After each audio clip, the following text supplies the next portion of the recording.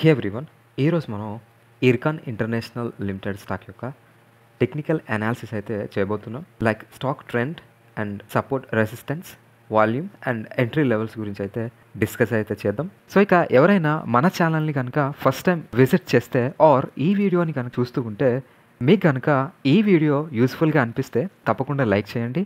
అంతేకాకుండా ఇలాంటి మరిన్ని వీడియోస్ కోసం మన ఛానల్ని సబ్స్క్రైబ్ చేస్తూ లైవ్ అప్డేట్స్ కోసం మన టెలిగ్రామ్ ఛానల్లో జాయిన్ అవ్వండి. లింక్ డిస్క్రిప్షన్లో ఉంటుంది, చెక్ చేయండి.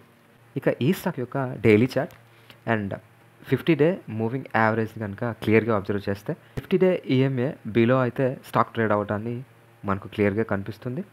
అంటే షార్ట్ టర్మ్లో అయితే ఈ స్టాక్ అయితే డౌన్ ట్రెండ్లో కనిపిస్తుంది అండ్ ప్రైస్లోనూ వీక్నెస్ అయితే కనిపిస్తుంది. ఇక 200-day ఈఎంఏ కూడా స్లైట్లీ డౌన్ ట్రెండ్ అయితే రైట్ నౌ ఇండికేట్ అయితే చేస్తుంది. ఇక వాల్యూమ్ కూడా లాస్ట్ సెషన్ కంటే ఎక్కువగా బయింగ్ వాల్యూమ్ అయితే ఫామ్ అవటం జరిగింది. అంటే కాస్త బయింగ్ ఇంట్రెస్ట్ అయితే ఈ స్టాక్లో కనిపిస్తుంది. ఇక ఆర్ఎస్ఐని చూస్తే 35 దగ్గర ఉంది, అంటే న్యూట్రల్ కండిషన్ అని చెప్పవచ్చు. ఇక స్టాక్లో అయితే 220 ప్రైస్ లెవెల్ దగ్గర సపోర్ట్ ఫామ్ అవటం జరిగింది.